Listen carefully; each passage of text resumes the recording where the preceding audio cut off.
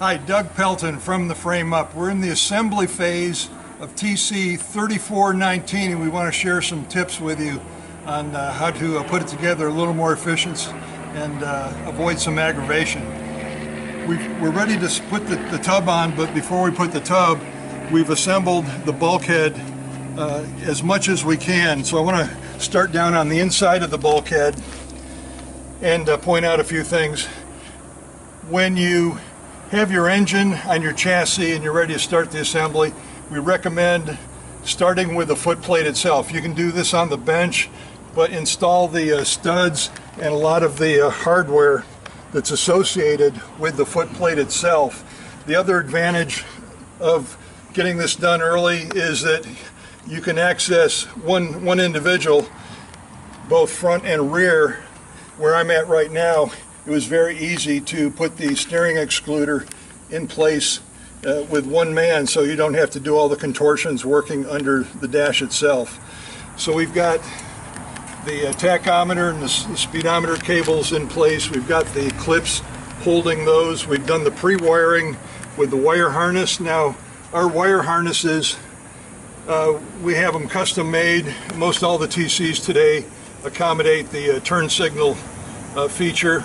So we're showing you the setup and how we organize that as well. We've got the 8-post relay and the flasher for the turn signals, and this is how and where we install this on the TC setup.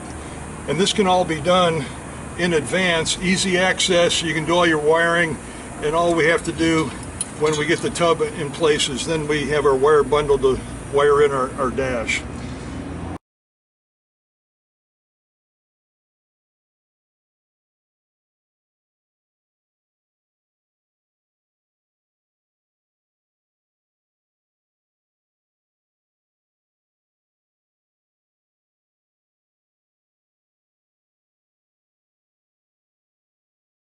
Put the footplate together, and with the footplate in place before the bulkhead goes on, you can do the location of the main harness that comes off the left rail. We've got a couple clips for the main harness that hold it to the footplate itself. You've got the oil adapter down here. You can put in all of your grommets. Very easy to do with the footplate in place only. Then when you have that all assembled, then you can add the bulkhead itself. Remember, the bulkhead has a bracket on each side of the frame. You've got a rubber strip in between and the bolts that hold the bulkhead to the bracket. Now note that the top bolt is extra long, and that's to accommodate the stay bar for the radiator, which we'll be putting in the future. The tack cable comes off the generator through this here. You can have that all set up. You've got the speedometer cable. And then up on the face of the bulkhead, you've got your fuel pump with a couple bolts coming from inside out. You've got your fuel line with a clip here and also a clip down below. 2 clips to hold your fuel line. You want to have that in that general area. And the coil clip holding the wire harness and the coil. And you've got the conduit for the coil wire also. Let's take a look at the right side. The right side actually gets a little busy, a lot going on here, so let's just talk about the wire harness to begin with. At the center of the bulkhead, you've got your main harness going in, but then you've got your wire harness coming off and going over to the brake switch. And this particular segment of the wire harness is held with 2 clips, one here and one over here.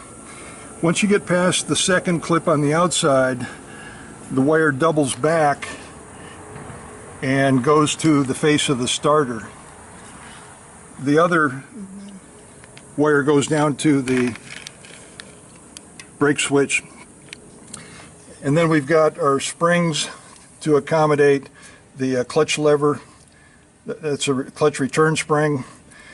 We've got the clip that holds the starter cable. We've got the clip and wire to hold the throttle. And then the excluder, this can be installed incorrectly. You want to have the profile such that the narrow part of the excluder is at the top, and where it fans out and it's wider is on the bottom. The doghouse can be bolted in place. It's easy access, where I can bolt it or hold my hands in two places.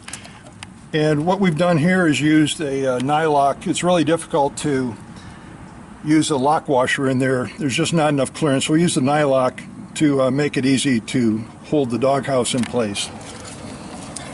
And then going up to the regulator. For the regulator, take your time and bundle your wires and organize them according to a color code. You've got your code defined on the cover itself, and then use your schematic to decide what sequence your colors come through the hole. And then instead of just placing them up there in random, we like to give them a nice loop in sequence. It makes it a much more a nicer looking install. On the face, just to finish up, you've got your oil can, and that's standard on most all TCs except for the very late EXU models. And that should do it. That should give you some good tips on how to get organized, and we're ready to put the tub in place now.